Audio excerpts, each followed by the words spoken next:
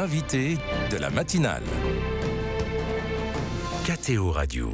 Ces 3 jours avant la fête de l'Ascension, jeudi prochain, ont lieu un peu partout dans les diocèses en France des rogations où des processions pour bénir les champs et les cultures sont organisées. Un retour d'intérêt de cette pratique est constaté depuis plusieurs années. Je vous propose ce matin d'en apprendre un peu plus sur cette tradition bien connue de nos aînés avec le Père Guillaume Langlois. Bonjour. Bonjour à tous.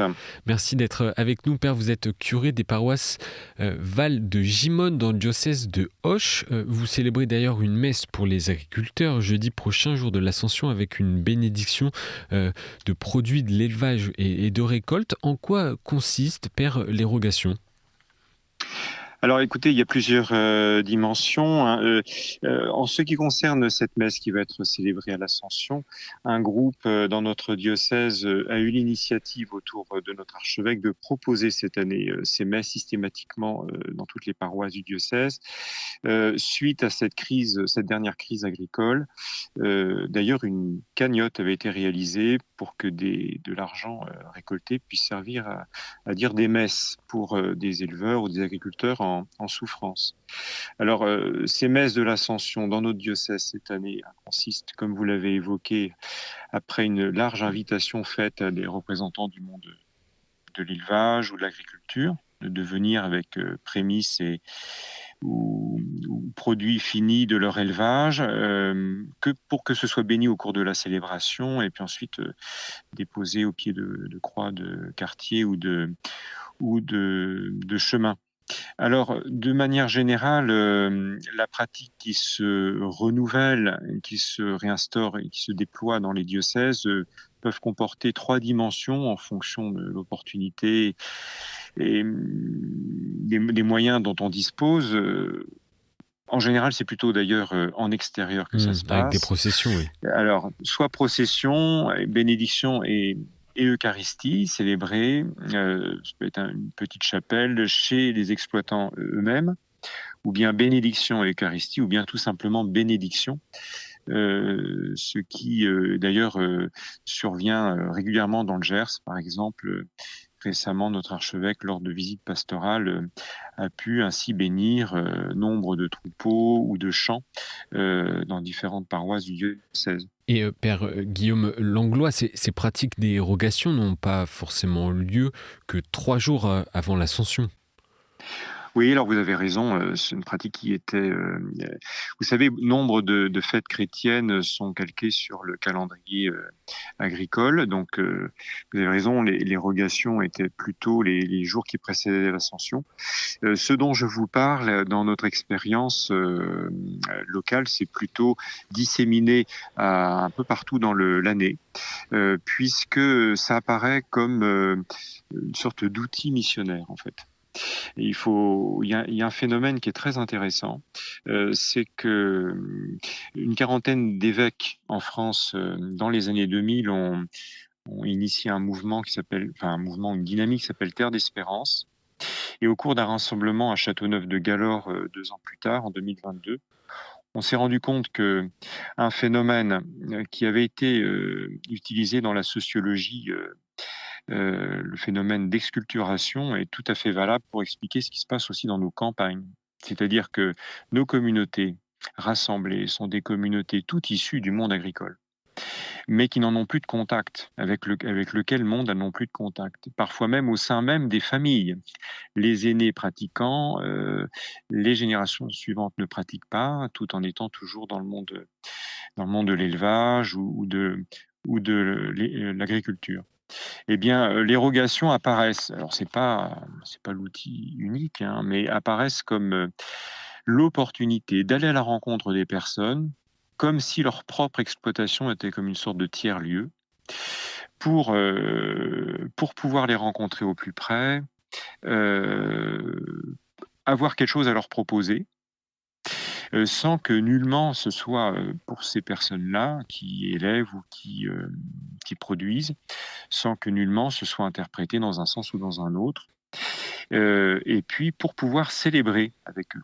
Au fond, c'est bien un des trésors que nous avons comme Église. Et c'est bien vécu, en fait.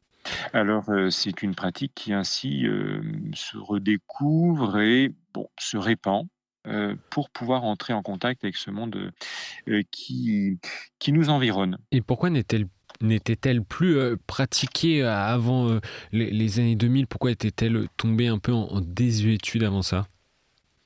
Bah, je ne saurais trop dire sinon que, bon, il est vrai que, des aînés, à un moment donné, ont estimé que le plus important, et sans doute avait-il raison, hein, que le plus important était, à un moment donné, avec le monde agricole, de prolonger ce qui avait été euh, l'élément le plus fort de l'après-guerre, c'est-à-dire la constitution de groupes d'agriculteurs, la formation, la création d'écoles et de lycées agricoles, donc tout ce qui était dans le sens de la formation, l'apprentissage d'un jugement et puis l'organisation d'une corporation. Mmh. Bon, il semblerait qu'à un moment donné, cette question, je le mets au conditionnel, hein, qu'à un moment donné, cette question dérogation ait été comme peut-être malvenue, décalée, non appropriée.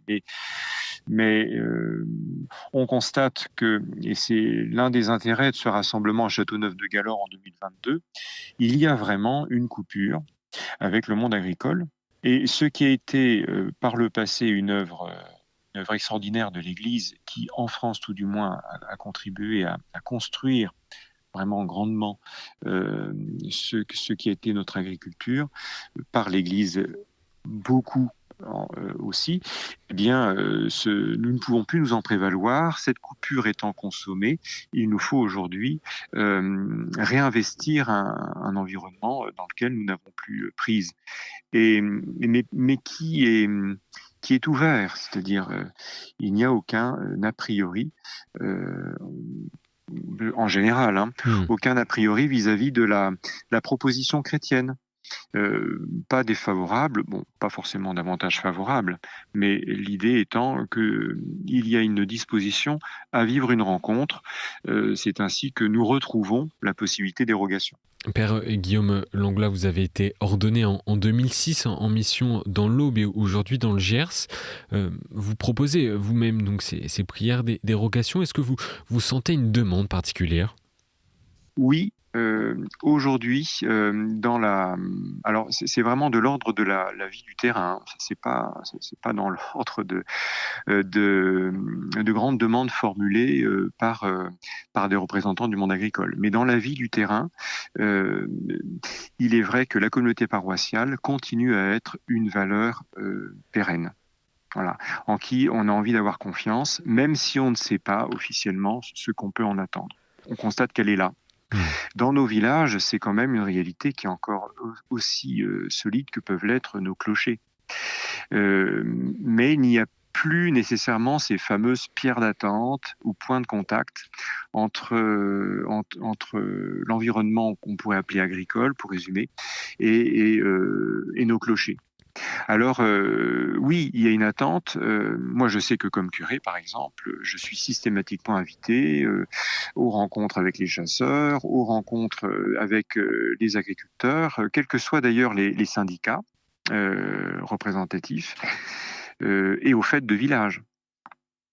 Et donc, soit moi, comme curé, je propose ce que nous avons de mieux à proposer, c'est-à-dire le mystère eucharistique, ouvrir l'évangile ensemble, soit je rejoins les personnes sur leur terrain. Mais il semblerait que aujourd'hui, le mystère eucharistique, la marche est encore un peu haute, mais que l'avantage d'érogation, c'est qu'il y a pour une part un mystère eucharistique, Mmh. puisque nous avons là quelque chose qui est de l'ordre de l'action de grâce et du don à travers le produit de la terre. Et puis la constitution d'une communauté, même si elle est embryonnaire, autour de quelques-uns à l'échelle d'un village, autour de la famille de l'exploitant, et puis aussi des quelques-uns de la communauté paroissiale qui accompagnent ces démarches. On parlait vendredi dernier, Père, des 10 ans de l'encyclique Laudato Si. Comment ce retour en grâce des prières de bénédiction, des récoltes, des cultures, peut dire quelque chose également du lien à la création? Écoutez, d'une certaine façon, la réponse est dans votre question, c'est-à-dire que on revient. Il y a quelque chose qui est de l'ordre. À mon avis, on peut prendre le verbe revenir, mais pas au sens où on fait un retour en arrière, mais au sens où on a besoin de plus que jamais de retrouver le sol ferme. Voilà, un élément objectif, solide, qui est la terre. Voilà. Et donc, le mérite de l'encyclique Laudato Si est de nous avoir rappelé cet élément constitutif et qui dit terre dit aussi nos corps et dit cet environnement duquel nous nous recevons.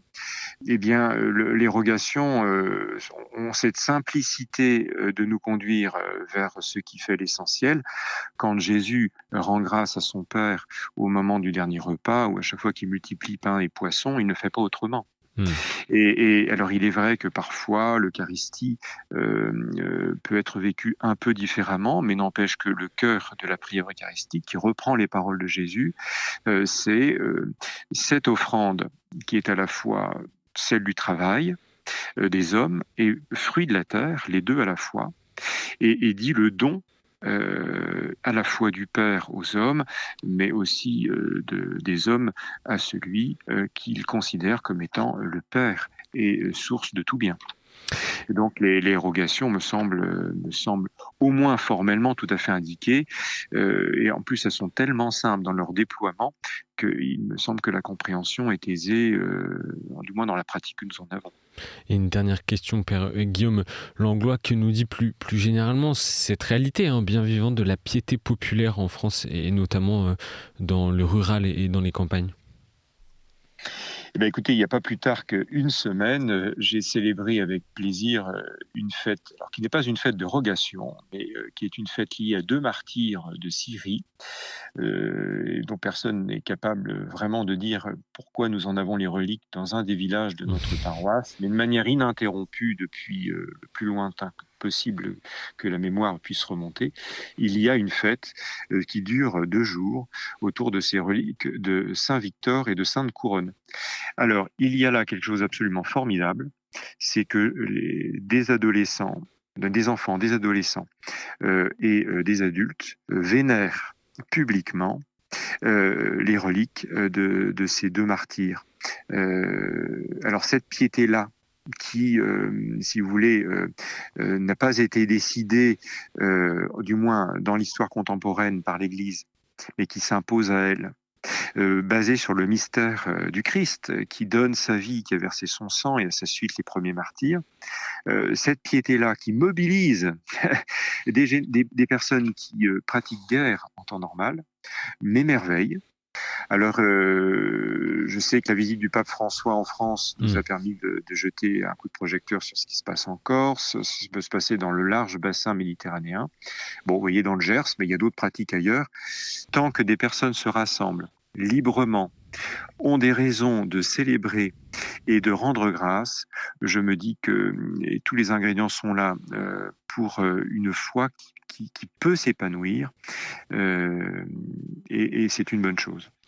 Merci Père Guillaume Langlois pour ce regard de terrain, ce regard très pastoral à propos des rogations et un peu plus sur cette piété populaire effectivement mise en avant par le dernier voyage apostolique du pape François en Corse en décembre dernier. Merci d'avoir accepté notre invitation ce matin, Père Guillaume Langlois. Je rappelle que vous êtes curé des paroisses Val de Gimone dans le diocèse de Auch. Bonne journée à vous. Bonne journée à vous, merci.